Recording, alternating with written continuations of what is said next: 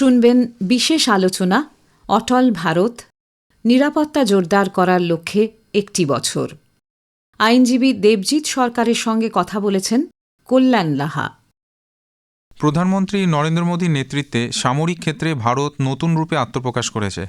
Operation সিন্দুরের পর আমরা ভারতের সামরিক শক্তির পরিচয় দেখেছি এবং এই সময়ই প্রধানমন্ত্রী নরেন্দ্র মোদী ঘোষণা করেছিলেন সন্ত্রাসবাদীদের সাথে কোনো রকম আপোষ ভারত করবে না এবং নিউক্লিয়ার ব্ল্যাকমেল ভারত সহ্য করবে না এবং একসাথে আলোচনা এবং রক্ত ঝরানো চলবে না। এই সম্পর্কিত নানান বিষয় নিয়ে আজ আলোচনায় আমাদের মধ্যে রয়েছেন বিশিষ্ট আইনজীবী দেবজিৎ সরকার। আপনাকে আকাশবাণীতে স্বাগত। বন্দে মাতরম। দেবজিৎ বাবু, প্রথমে আমি আপনার কাছে জানতে চাইব, অপারেশন সিন্দুরে আমরা ভারতের সামরিক ক্ষমতার প্রমাণ দেখেছি যে আমরা সন্ত্রাসবাদীদের যোগ্য জবাব দিতে সক্ষম এবং সেখানে প্রধানমন্ত্রী নরেন্দ্র মোদী ভারতীয় বিমান বাহিনীর বেসে গিয়ে ঘোষণা করেছিলেন যে আমরা সন্ত্রাসবাদীদের সাথে কোনো রকম আপোষে যাব না এবং সন্ত্রাসবাদীদের যারা প্রশ্রয় দেবে তাদেরও ছেড়ে কথা বলবো না এবং নিউক্লিয়ার ব্ল্যাকমেল ভারত আর সহ্য করবে না। এই বিষয় নিয়ে আপনার কি মত? প্রধানমন্ত্রী নরেন্দ্র মোদীর নেতৃত্বে ভারতের সামরিক সক্ষমতা কিন্তু আজকে এক নতুন উচ্চতায় পৌঁছেছে। যে ভারত সম্বন্ধে আগে বলা হতো যে বহিঃশক্তি কখনো যদি ভারতকে আক্রমণ করে তাহলে ভারতকে হয় আমেরিকার কাছে দৌড়তে হতো, নইলে রাশিয়ার কাছে দৌড়তে হতো, বা রাশিয়া বা আমেরিকা কেউ যদি আমাদের সঙ্গে থাকতো বা না থাকতো তারপরেও আমাদের কাঁদুনি গাইতে যেতে হতো রাষ্ট্রসংঘের কাছে। এখন পুরো উল্টো। বিগত 1 দশকে প্রতিরক্ষার নীতি কেবল প্রতিক্রিয়াশীল নয়, দৃঢ়, আত্মবিশ্বাসী এবং ভবিষ্যৎমুখী। এই বিষয়টা প্রচণ্ডভাবেই সারা বিশ্বের যে ভূরাজনৈতিক স্থিতি তাকে নাড়িয়ে দিতে পেরেছে। জাতীয় নিরাপত্তা, সীমান্ত সুরক্ষা এবং সন্ত্রাসবাদ, 3টের বিরুদ্ধেই কঠোর অবস্থান, এই 3টি স্তম্ভের ওপর দাঁড়িয়ে গড়ে উঠেছে ভারতের বর্তমান সামাজিক দর্শন। একটা শক্তিশালী নেতৃত্ব, ডিসিসিভ লিডারশিপ যাকে বলা হয়, এবং স্পষ্ট বার্তা। নরেন্দ্র মোদীর নেতৃত্বে ভারত সরকার স্পষ্টভাবে পৃথিবীকে জানিয়েছে যে দেশবাসীর ওপর কোনো হামলা সহ্য করা হবে না। ভারতের সার্বভৌমত্ব এবং নাগরিকদের নিরাপত্তা প্রশ্নে কোনো আপোষ কোথাও করা হবে না। এই নীতির প্রতিফলন দেখা গেছে একাধিক সামরিক এবং কূটনৈতিক সিদ্ধান্তে। প্রধানমন্ত্রী বলেছেন ওনার ভাষাতেই, আলোচনা আর রক্ত একসাথে চলতে পারে না। আলোচনাও হবে, বাইল্যাটারাল কথাবার্তা হবে, আবার রক্তপাত হবে, মাঝে মাঝে এসে আমাদের সংসদে হামলা হয়ে যাবে, সীমান্ত পারে অ্যাটাক হবে, এখানে সেখানে বোমা ফাটবে, এগুলো চলবে না। শুধুমাত্র সরাসরি সন্ত্রাসবাদের সঙ্গে যুক্ত যারা, তাদের নয়, যারা তাদেরকে সুযোগ দিচ্ছে তাদের ওখানে থাকার, বা যারা তাদের ইকুইপ করছে, যারা তাদের প্রতি সহানুভূতি সম্পন্ন, তারাও সন্ত্রাসবাদের অংশ এবং তারাও সন্ত্রাসবাদী। এই যে দৃষ্টির পার্থক্য, আগে ভারতবর্ষ শুধুমাত্র সন্ত্রাসবাদীদের বিরুদ্ধেই তারা নিজেদের সামরিক শক্তিকে নিয়োজিত রাখত। এই মুহূর্তে সারা পৃথিবী জানে ভারতের বিরুদ্ধে কোনো রকম সন্ত্রাসবাদকে কোনোভাবে প্রশ্রয় দেওয়ার অর্থ হচ্ছে ভারত সরাসরি সেই রাষ্ট্রকে ভারতের বিরুদ্ধে যুদ্ধরত রাষ্ট্র হিসেবে ঘোষণা করতে পারে যখন তখন। এবং এই বক্তব্য, যেটা আলোচনার রক্ত একসাথে চলতে পারে না, প্রধানমন্ত্রী নরেন্দ্র দাস মোদী বলেছেন, সেই বক্তব্যটা ভারতীয় প্রতিরক্ষা নীতির মূল দর্শনকে তুলে ধরে। যে দর্শন বলে আমরা ভারতীয় অবশ্যই শান্তি চাই, কিন্তু শক্তির ভিত্তিতে। শুধু শান্তির কাঁদুনি আমরা গাইব না, আমাদের শক্তি আছে, শক্তির ভিত্তিতে সারা পৃথিবী বাকি শান্তি আমরা ক্রয় করছি। সুতরাং এই জিনিসটা থাকার দরকার ছিল।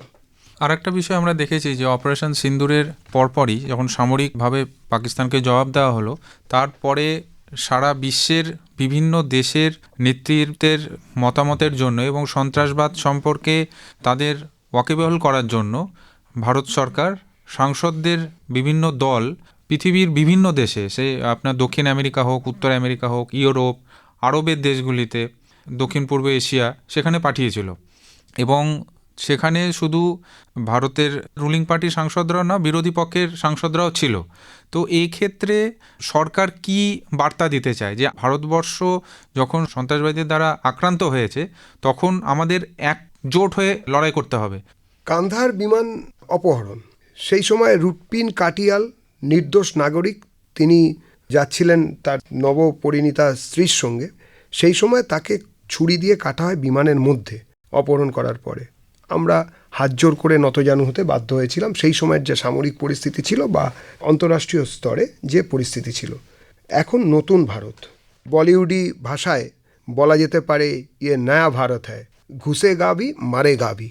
তো এই যে ভারত, এই যে চোখে চোখ রেখে কথা বলার মতন ভারত, সারা পৃথিবীর জিওপলিটিক্সকে নতুন দিশা দেখানোর ভারত, প্যারাডাইম চেঞ্জ হয়ে গেছে, এটা সারা পৃথিবী বুঝতে পারছে। আগে যেটা হতো যে ভারতকে ধমকিয়ে দেওয়া যেত, 7th ফ্লিট পাঠিয়ে দেওয়া হবে, এই করা হবে, আর এগিয়েও না, তুমি কিন্তু বাড়াবাড়ি করছো। এখন আর তা নয়। আমরা যেটা অপারেশন সিন্দুরে দেখতে পেয়েছিলাম সেটা হচ্ছে ভারতের দৃঢ় এবং দ্রুত সামরিক জবাব। অপারেশন সিন্দুর একটা সারা পৃথিবীর মধ্যে অদ্ভুত সামরিক সক্ষমতা এবং কৌশলগত দৃঢ়তার উদাহরণ হয়ে দাঁড়িয়েছে। নিজের সীমানা অতিক্রম না করে সীমার মধ্যে থেকে ভারত স্পষ্ট বার্তা দিয়েছে যে সন্ত্রাসবাদ বা সীমান্তে উস্কানি দিলে তার উপযুক্ত এবং নির্ধারিত জবাব দেওয়া হবে। অপারেশন সিন্দুর ভারতের পক্ষে শুধু একটি সামরিক অভিযান ছিল না, এটি ছিল ভারতের নতুন প্রতিরক্ষা মতবাদের প্রকাশ, যা কিনা পরিষ্কারভাবে বলা হয়েছিল লক্ষ্যভিত্তিক পদক্ষেপ। অর্থাৎ আপনি যেখানেই যা করুন না কেন, সার্জিক্যাল স্ট্রাইক আমরা গিয়ে করে আসতে পেরেছিলাম বারবার, এখন একেবারে দূর থেকে একদম খুঁজে খুঁজে যেখানে যেখানে স্ট্রাইকের দরকার সেখানে হয়েছে। দ্রুত সিদ্ধান্ত, এরকম নয় যে চলুন একটা ফাইল নিয়ে বসে আলোচনা করি, 2 বছর পরে তার মধ্যে আম যাবে, রেলগাড়ি যাবে, বাস যাবে, মৈত্রী হবে, আবার দুটো সন্ত্রাসবাদী কার্যক্রম হবে, তা নয়। দ্রুত সিদ্ধান্ত, যাতে শত্রুপক্ষের জন্য শক অ্যান্ড অ এই পদ্ধতি অনুসরণ করা হয়েছিল। প্রযুক্তি নির্ভর আঘাত, প্রযুক্তি আমাদের এতই উন্নত যে আমরা আফগানিস্তান সীমান্তের কাছাকাছি যে পাকিস্তান, সেখানে অবধি আঘাত আনতে পেরেছি। এমনকি পাকিস্তানি যারা নেতা, যারা বিরোধী নেতা ছিলেন পাকিস্তানের বা যারা পাকিস্তানের বাইরে আছেন বিভিন্ন সময়, তারা বলেছেন কার সঙ্গে লড়তে যাচ্ছ। পাকিস্তানের যারা রাজনৈতিক নেতৃত্ব তাদেরকে বলেছেন তোমরা কার সঙ্গে লড়াই করছো, যারা কিনা চাঁদের উল্টো দিকে। মহাকাশ প্রযুক্তি সেটা ভারতের এতটাই উন্নত যে সেখানে রোভার নামিয়ে দিচ্ছে, সেখানের জিনিসপত্র নিয়ে গবেষণা করতে সুযোগ পাচ্ছে। সেখানে একটা 4 সেন্টিমিটার বাই 4 সেন্টিমিটার একটা ছোট ছিদ্র, যা দিয়ে কিনা ওদের ওই কোনো সেনাবাহিনীর জায়গার যেখানে সন্ত্রাসবাদীদের প্রশিক্ষণ করা হতো, তাদের লুকিয়ে রাখা হতো, সেখানে অবধি আঘাত করা গেছে দেশের মধ্যে থেকে। আর পুরোটাই হয়েছে কিন্তু আন্তর্জাতিক নিয়ম মেনে। কোনো আন্তর্জাতিক দল বা কোনো সংগঠন কেউ বলতে পারেনি যে আন্তর্জাতিক যে রীতি বা আন্তর্জাতিক যে নীতি তাকে ভারত উল্লঙ্ঘন করেছে বা তাকে কোনো রকমভাবে চ্যালেঞ্জ করেছে। এই অভিযানের মাধ্যমে ভারত দেখিয়ে দিয়েছে যে সে নিজস্ব শর্তে আর নিজস্ব সময়ে প্রতিক্রিয়া জানাতে সক্ষম। সংসদের যারা বিরোধী পক্ষ এবং যারা সরকার পক্ষ সব সাংসদরাই গিয়েছিলেন। হ্যাঁ, আমাদের তো এই পশ্চিমবঙ্গ থেকেও শ্রমিক ভট্টাচার্য মাননীয় রাজ্যসভার সাংসদ, অন্যদিকে অভিষেক বন্দ্যোপাধ্যায়, যুযুধান 2 রাজনৈতিক মতের মধ্যে আছেন। কিন্তু শ্রী ভট্টাচার্য বিজেপির নেতা কিংবা শ্রী বন্দ্যোপাধ্যায় তৃণমূলের নেতা তা নয়।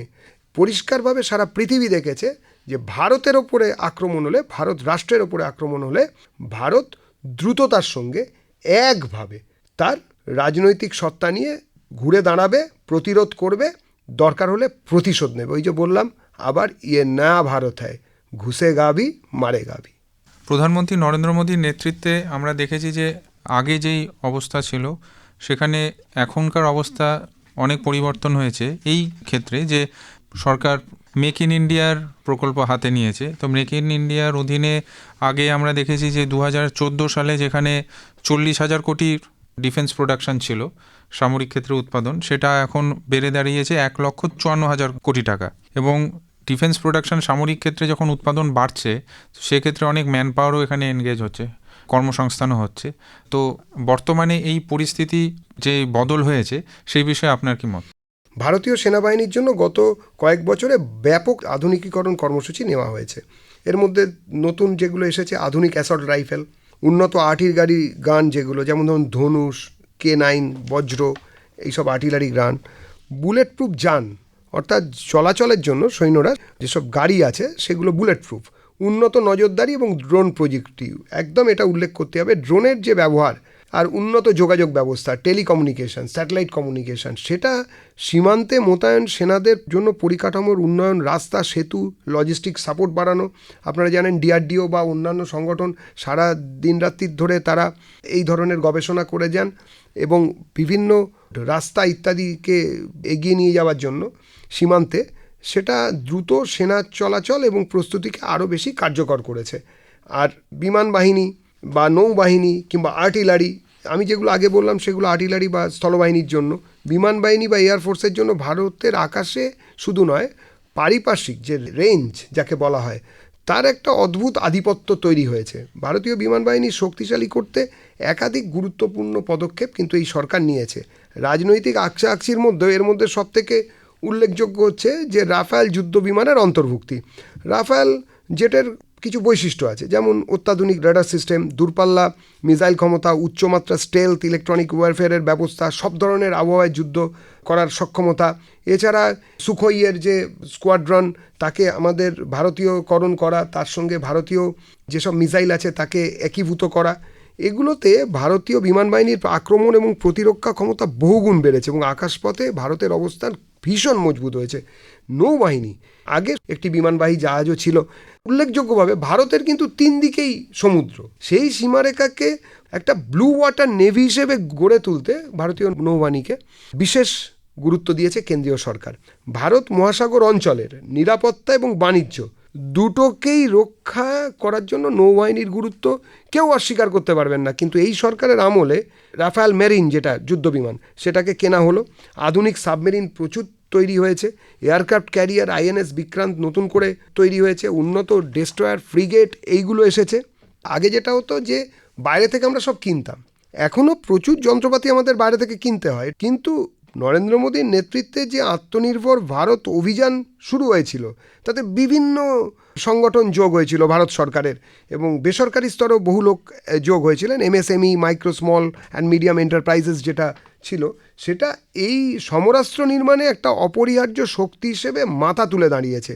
এমএসএমই আর আত্মনির্ভর ভারত যৌথভাবে যে জায়গায় নিয়ে গেছে তাতে ভারতের যত সমরাস্ত্রের যন্ত্রাংশ বা সরাসরি সমরাস্ত্র বহু ক্ষেত্রে সেগুলোর বাইরে থেকে আমদানি করতে হচ্ছে না। এমএসএমইর অবদান দেশীয় যন্ত্রাংশ উৎপাদন, ড্রোন, র্যাডার, সেন্সার, ইলেকট্রনিক্স ক্ষেত্রে, রক্ষণাবেক্ষণ এবং স্পেয়ার পার্টস, মানে আগে একটা কিছু খারাপ হলে সেটাকে ওখানে পাঠিয়ে আবার ঠিক করিয়ে আনতে হতো, সেগুলো এখানেই এখন ঠিক করা যাচ্ছে। আর একটা বিষয় সেটা হচ্ছে আমরা দেখেছি যে defence research and development organisation DRDO, তো ডিআরডিও আগের থেকে এখন অনেক বেশি পরিমাণে ভারতের অস্ত্র এবং সামরিক বিষয়গুলি রয়েছে সেগুলোর পরীক্ষা নিরীক্ষা চালাচ্ছে এবং ভারতের সশস্ত্র বাহিনীকে ডেলিভারিও করছে। তো সেক্ষেত্রে একটা বাজেটের বিষয় থাকে, তার মানে আমাদের বুঝে নিতে হবে যে ভারত সরকার বর্তমানে ডিআরডিওকে সেই পরিমাণ বাজেট প্রদান করছে। এই বিষয়ে আপনার কি মতামত? ভারতবর্ষের সমর মানে বিশারদরা যেটা বলেন, এবং ভারতের বাইরে থেকেও যারা ভারতের এই সমর শক্তির বিকাশকে যারা লক্ষ্যে রাখেন, তারা একটা জিনিস জানেন যে ডিআরডিও শুধু একা নয়, বহু সংগঠন একসঙ্গেই কাজ করে। গবেষণার জন্য তো পয়সার দরকার, সেই টাকা আগে যেটা হতো স্যাংশন হতো না, ফাইল বছরের পর বছর পড়ে থাকতো। সামরিক শক্তিকে বাড়াতে হবে, এটা একটা বড় দরকার, রাজনৈতিক দর্শন হিসেবে এটাকে রাখা দরকার ছিল। এবং সেই ক্ষেত্রে নরেন্দ্র মোদীর নেতৃত্বের ভারত তারা দেখিয়ে দিয়েছে যে আন্তর্জাতিক ক্ষেত্রে কিংবা নিজের এলাকার মধ্যে সমরাস্ত্র তৈরি, সমরাস্ত্র বন্টন, সমরাস্ত্রের সরবরাহ, কোনো কিছুকে তারা আপোস করবেন না।